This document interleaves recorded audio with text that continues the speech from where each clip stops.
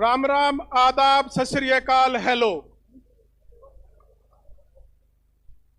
मैं सबसे पहले आज इस राजस्थान की पावन धर्म कर्म भूमि महाराजा सूरजमल की धरती को नमन करता हूं और मैं आशा करता हूं कि आज इस पावन धरा पर हम कुछ ऐसा कर गुजरेंगे जो कल के आने वाले इतिहास में लिखा जाएगा।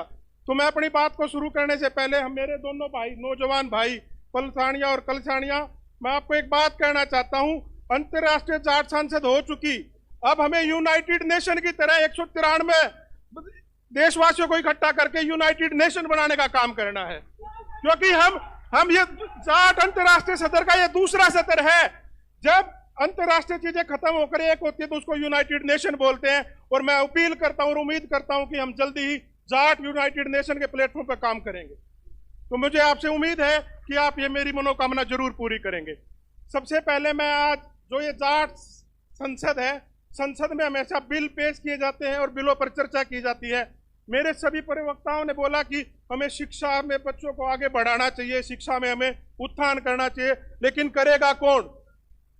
हम कहते हैं होना चाहिए, लेकिन मैं आपका भाई, छोटा भाई बेटा, पिछले 1 साल से बच्चों के लिए एक मुहिम शुरू की है, इंटरनेशनल हरियाणा एजुकेशन सोसाइटी, जिसमें हम बच्चों को फ्री इंग्लिश कंप्यूटर पढ़ाने का काम करते हैं।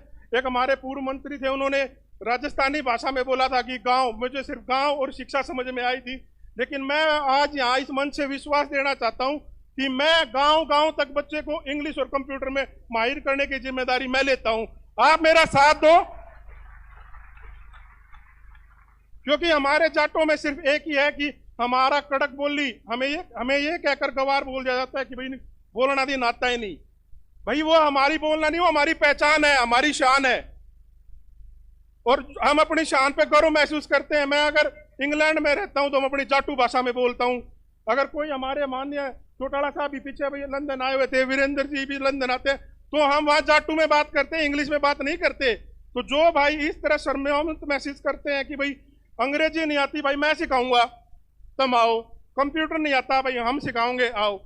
जब गोरों का राज था दुनिया पे तो अफ्रीका में बड़ी अत्याचार होते थे, गोरों उनको गुलाम बनाकर रखते थे, उनको शिक्षा और ऐसी कोई मूल सुविधाएं नहीं दी जाती थी। वहां के अफ्रीकन ने एक नारा दिया था, ईच वन टीच वन। अगर कोई गलती से पढ़ जाए तो दूसरे को पढ़ाओ। आज हमें वही करने की जरूरत है जो हमारी बहनें IAS बनी है। मैं कोशिश करता हूं और उनसे प्रार्थना करता हूं वो अपने गांव के, अपने देहात की 10 बच्चियों को प्रेरित करे IAS बनने के लिए, क्योंकि यही नारा है, each one teach one, each one teach one, inspire one. तो मैं 2 बिल यहां रखना चाहता हूं, और माननीय हमारे गवर्नर साहब सत्यपाल मलिक जी भी आएंगे, हमारे सांसद महोदय भी हैं, हमारे विधायक भी हैं, और मुझे उम्मीद है कि वो बिल आज ही सदन में पारित होंगे। पहला बिल है कि शिक्षा सिर्फ रोजगार के लिए नहीं होती, शिक्षा इंसान को मूलभूत सुविधाओं के बारे में ज्ञान देती है। हम शिक्षा के पीछे भागते सिर्फ अच्छी नौकरी के लिए, अच्छे शहर में जाने के लिए, लेकिन वो शिक्षा नहीं है, वो हमारा लालच है। शिक्षा हमारे संस्कार, हमारी कम्युनिटी को इतिहास देखकर आगे निकलने की जरूरत है। इतिहास पे सब बात करते हैं लेकिन भविष्य पर कोई बात नहीं करता। मैं आज यहाँ इस मंच पर भविष्य की बातें करने आया हूँ। अपने जाट संस्थान के माध्यम से जाट कम्युनिटी को एक संदेश देना चाहता हूँ कि दुनिया आज 130 जाटों से यहाँ आई है, हम 130 देशों में आपका बाहे फैलाकर इंतजार करेंगे।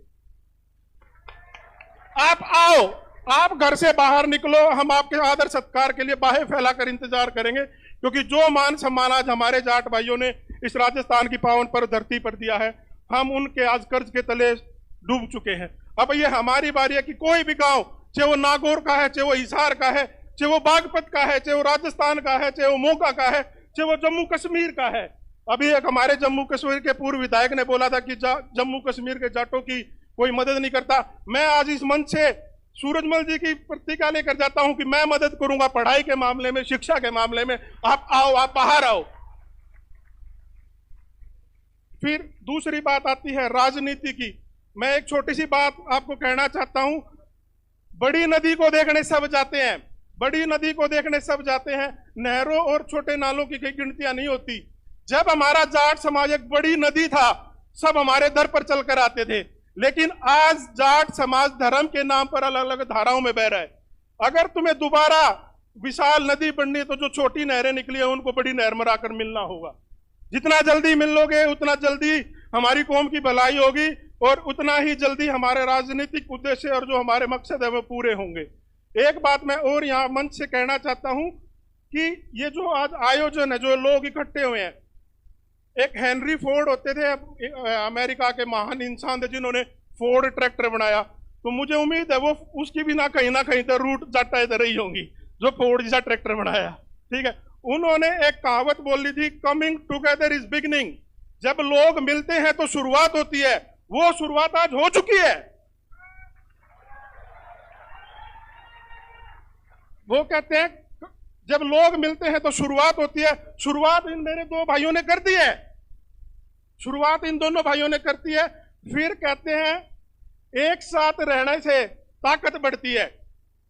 तो अब जो दूसरी कड़ी है हमें उस पर काम करना होगा। Staying together is a more powerful. अगर दूसरी पंक्ति पूरी हो जाएगी तो हम तीसरी पंक्ति पर पहुंचेंगे। जब लोग एक साथ काम करते हैं तो तरक्की मिलती है, और आज हमें तरक्की के लिए एकजुट होने की जरूरत है, ना कि हमें इन पार्टी और झंडियों के बीच में जाने की जरूरत है।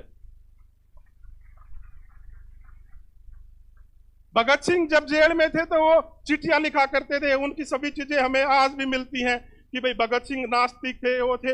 वो आप उस धर्म को दूर छोड़ो, को जो जिस चीज को मानता है हम उसका आदर और सम्मान करते हैं। लेकिन भगत सिंह ने अपनी उन चिट्ठियों में लिखा था कि जो ये लोग दर दर भटकते फिरते हैं, उन्होंने एक उदाहरण दिया था कि जो बंजारा कम्युनिटी होती है, जो गाड़े लवार होते हैं, वो एक गांव से दूसरे गांव में जाते हैं, उनको 2 टाइम की रोटी तो मिल जाती है, लेकिन कोई उनको उधार नहीं देता। तुम जहां हो वहीं रुके रहो, क्योंकि जहां तुम रुकते हो वहीं तुम्हारी पहचान बनती है। ये मैं सिर्फ राजनीतिक नेताओं के लिए बोलना चाहता हूं। अगर हम राजनीतिक हमें वे कुर्सी देंगे, गद्दी नहीं देंगे।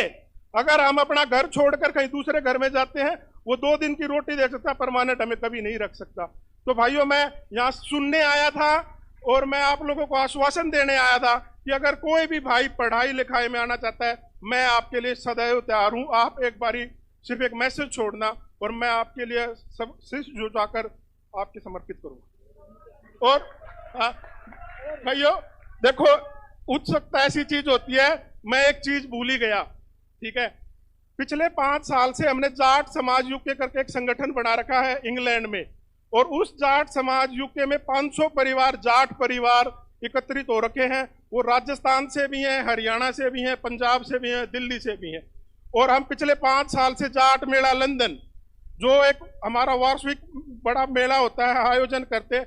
आज इस बिरला हवन में जितने भी बंदे बैठे हैं, मैं आज उन सबको हाथ जोड़कर जाट मेला लंदन के लिए आमंत्रित करता हूं।